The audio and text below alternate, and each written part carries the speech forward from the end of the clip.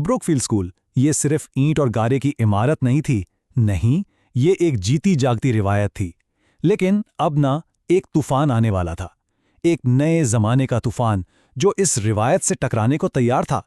एक तरफ थी पुरानी कदरें और दूसरी तरफ एक बिल्कुल नई, बेरहम मॉडर्न दुनिया। तो आइए देखते हैं कि जब ये दो दुनिया टकराईं तो फिर हुआ क्या। तो देखिए, ये लड़ाई सिर्फ दो इंसानों की नहीं थी। नहीं, ये तो दो अलग अलग दुनियाओं की जंग थी।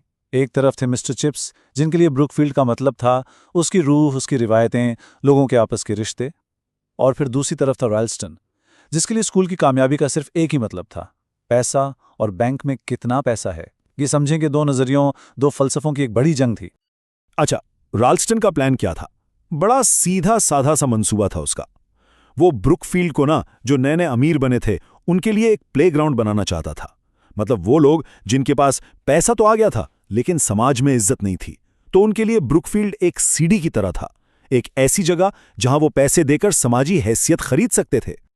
तो जाहिर है ये जो नजरियों की जंग थी, ये ज्यादा देर तक छुपी नहीं रह सकती थी।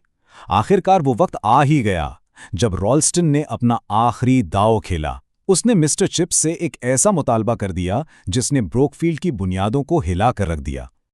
राल्स्टन तो बोल रहा था, उसके अल्फाज कमरे में गूंज रहे थे, लेकिन चिप्स बिल्कुल खामोश थे। और उस खामोशी के पीछे उनके जहन में एक तूफान चल रहा था। सबसे पहला ख्याल जो आया वो ये था कि ये सब कितना घटिया है, कितना बाजारी है। इन्हें लगा है कि राल्स्टन की हर बात, उसका हर एक्शन सब खोखला है। ये सिर्फ दिखावा था, एक ऐसी दुनिया की निशानी जो ऊपर से तो चमकती है लेकिन अंदर से बिल्कुल खाली होती है, जिसमें कोई सच्चाई नहीं, कोई गहराई नहीं। और फिर सबसे बढ़कर एक बात कि इन लोगों में तनासुब का एहसास बिल्कुल नहीं था, सेंस ऑफ प्रोपोर्शन।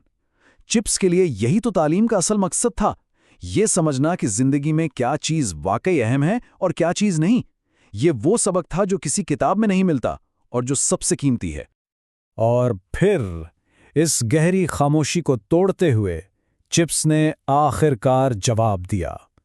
अल्फाज बहुत सादा थे, लेकिन उनमें एक पूरी जिंदगी का तजुर्बा और अज़्म शामिल था। ये सिर्फ एक नहीं थी, ये तो सीधा सीधा ऐलान जंग था।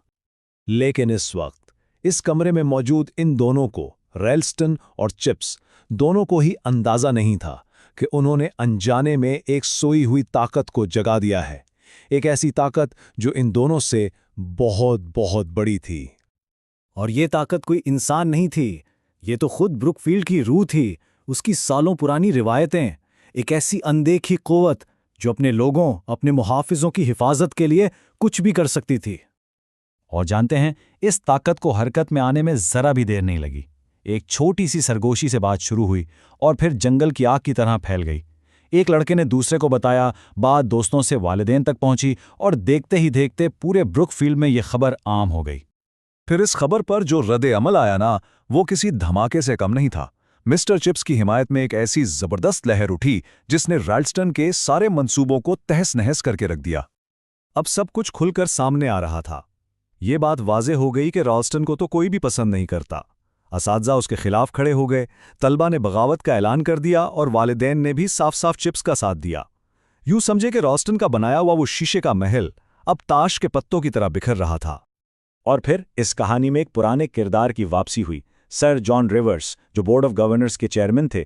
चिप्स को तो वो एक आम से तालिब इल्म के तौर पर याद थे, लेकिन आज वो एक बहुत ताकतवर आदमी बन चुके थे।